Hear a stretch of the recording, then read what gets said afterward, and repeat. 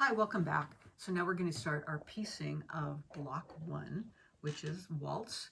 And so the first thing that we're going to be doing is making flying geese. And I make them using the wing clipper 1 from Studio 180 Designs, which is from Deb Tucker. And so the wing clipper is a way to oversize your flying geese and then cut them down so that they become the exact correct size. And so I'm going to show you how to do that right now. So we're going to be starting with our 5 and 5 oh boy, this is our 5 and 3/4 inch base and our 3 1/4 inch squares. And so you need flying geese A, you need the 9 base, the 5 and 3/4 inch 9 base, and your 11 inch 4 squares of your 3 3/4 inch 11 fabric. And then you also need for flying geese B your 1 base, which is this. I'm already starting the demo, so that's your 1 5 and 3/4 inch, and then 4 of your number 8 3 1/4 inch squares. So the first thing we're going to do is draw our line on these 4 squares. So I'm using the Quilter's Magic Wand, which has a laser cut line down the middle, and on each side is a perfect 1/4 inch. So I'm going to be taking and putting this down from point to point, and then I'm taking a mechanical pencil. I'm using the Sew Line pencil, and for this one, because it's a dark fabric, I actually used a white lead so that I could see my line. With the dark lead, you wouldn't be able to see the line. So you have your fine line on each side. That's going to be my sewing line. And I marked all 4 squares before I laid them on the block. And on here, I used a regular dark lead, and I marked my 4 lines before I sewed, before I laid them on the block.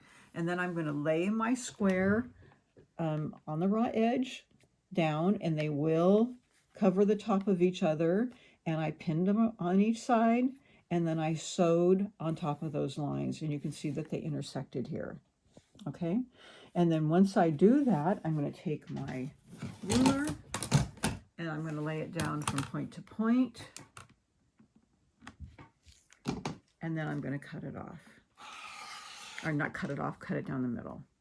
Okay, so when you're doing this, you're actually going to get 4 flying geese out of this set.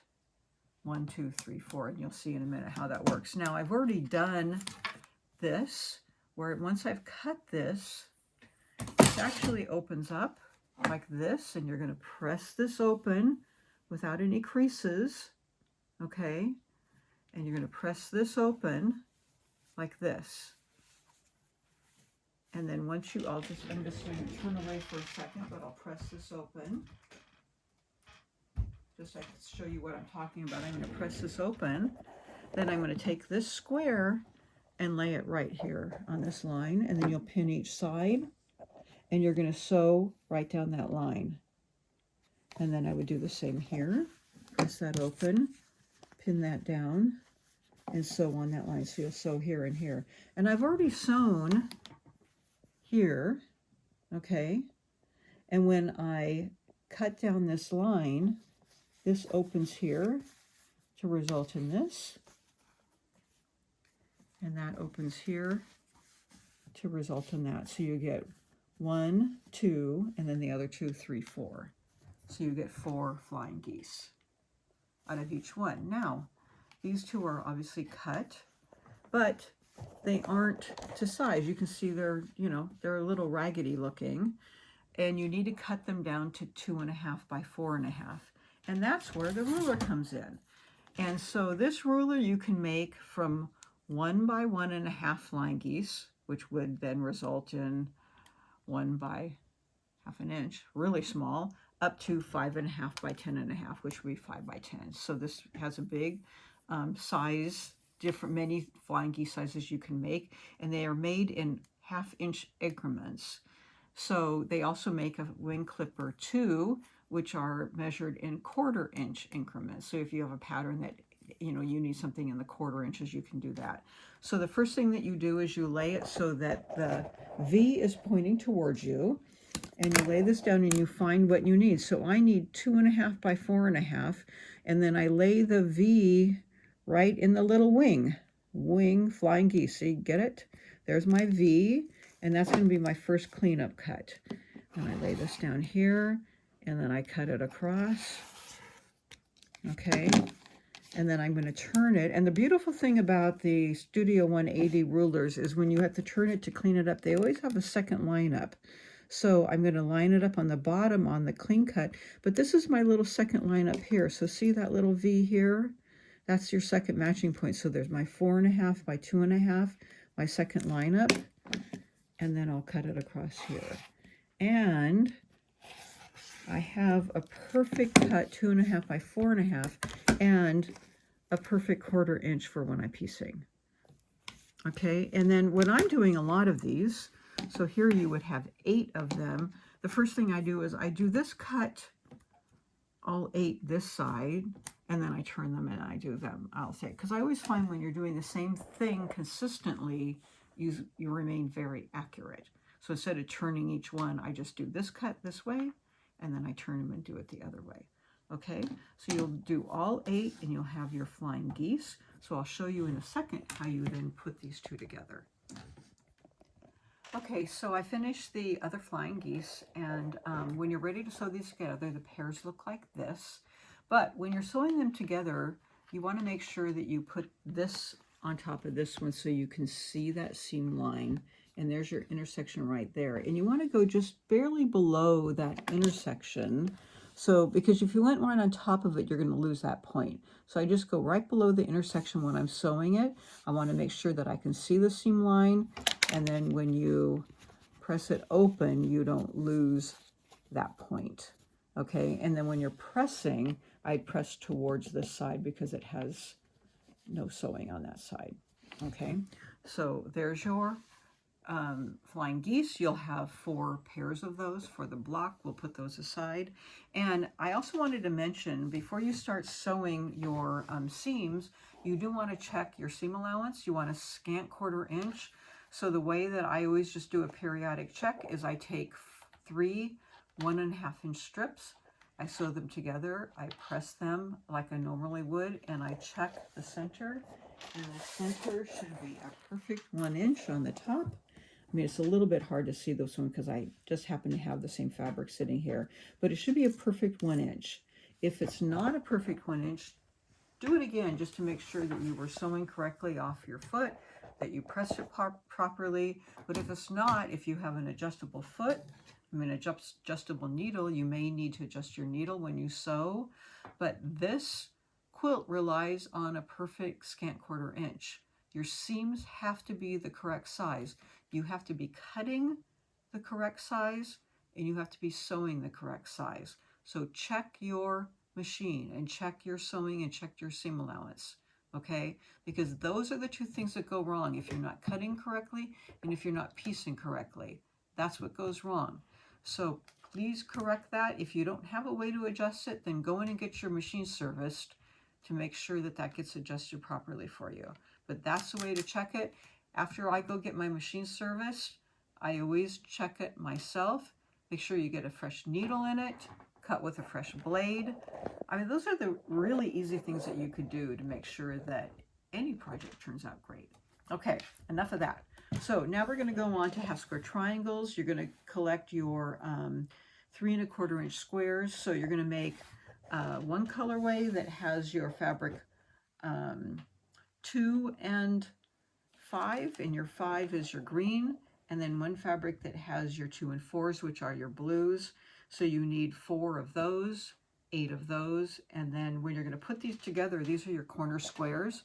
But before you do that, you're going to cut them down. So I mark them with my magic wand again. So you're going to take your square, mark it from point to point, again with a pencil. Each side you're going to sew on the line, cut it down the middle, and then open it up.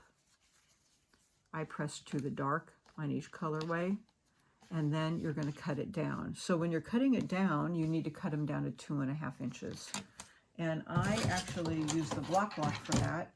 So all of these things that we're doing, they're oversized, and that's some of the pattern writer, which is fabulous. I mean, it's one extra step, but that means that your squares are going to come out the perfect size. So I do like using the block lock. It means that this block lock has a little ridge in the middle that sets right into your seam. And I like the 6.5 inch size. It's versatile.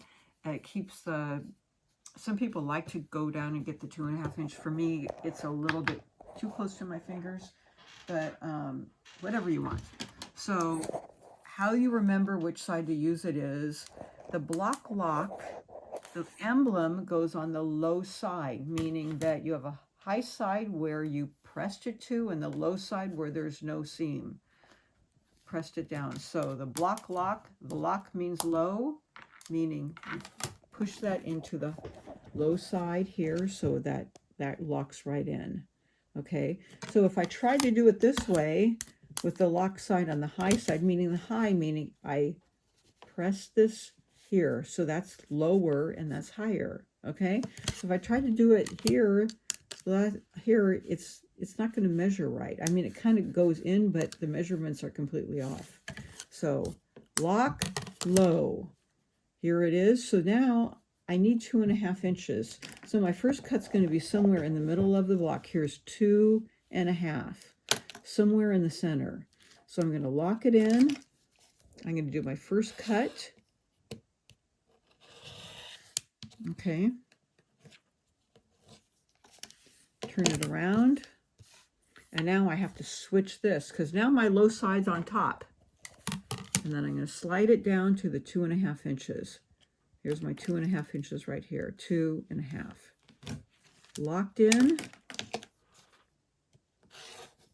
Okay. Oh, isn't that beautiful? I have a perfect 2.5 inch square. It's not janky anywhere, and it will turn out perfect. So I've already squared up those. Now, with here, I have 8 of those and 4 of those. I have 12 of these to do for this block. Do I do them all one at a time? No. I have all of these set up on the low side, line them all up. I do this side first. So I remember what I'm doing, then I flip them all, and I flip the ruler, and then do this side. I do the same sequence at once so that they all turn out really nice, okay? And then this is what our corner square looks like. So we have the green facing out that way, the blue's facing in, and then we have our 2.5 inch square, which is, I think, our fabric 1. Maybe it's fabric 2. I gotta look. It is fabric 1. Yeah, there you go. So that's 4 of those that you need. So you'll sew those together here. So I would press that way here and that way there, and sew those together. Okay. And then the very last thing, there's one more thing. Yes, there is. It's a square and a square. And that's our last item. So we have our fabric 11, which is 3 3/8, so that's on the back. And then we have our fabric 2, which we already cut in triangles. So to get that going, I just ironed a fold into the back fabric and a fold into here, and I matched them up and pinned them in the center. And I pressed it, I sewed it and I sewed it, okay? And then I'm going to iron that out and iron that out. And then I'm going to do the same thing this way. I'm going to measure that up, and I'm going to press a line here and here, and I have my other 2, and I'm going to press a line in here, and I'm going to measure those or line those up and sew that, and then I'll show you how I cut it down. Okay, so now I've put the sides on the block, and now you have to cut it down to 4.5 inches. And you do have to mark well, I think you are best to mark the sides. So I took my ruler, and most rulers have a 45-degree mark somewhere on the ruler. So I looked at the 45-degree mark, and then I looked at the 1/4 inch, and I went all the way around, and I just took my pencil and marked that 1/4 inch all the way around, looking at the 45-degree mark so that I was kind of squared. And you can see I marked my 1/4 inch in so that I could see where it was. And then you do need a square ruler. It's very helpful then to cut it down. And I have a square ruler that has a 4.5 inches on it. So then I'm just going to lay it out and then just see where my 4 inches are and the 1/4 inch, and then cut it down. So, and this one actually happens to have lines on it. Now, some of you have a Deb Trucker ruler that's a square and a square, and it would help you do all of this, not what I'm doing, and you would follow the information on that ruler. So I'm just going to have that lined up and then cut it off here and here, and then turn it around and then line up on my 4.5 again.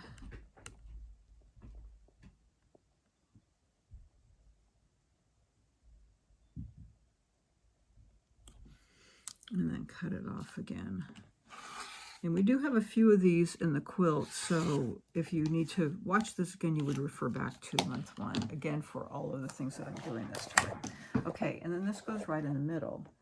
Now, I haven't made, obviously, all the pieces of the block, but I wanted to talk to you about putting them together because some of these points you really do have to match.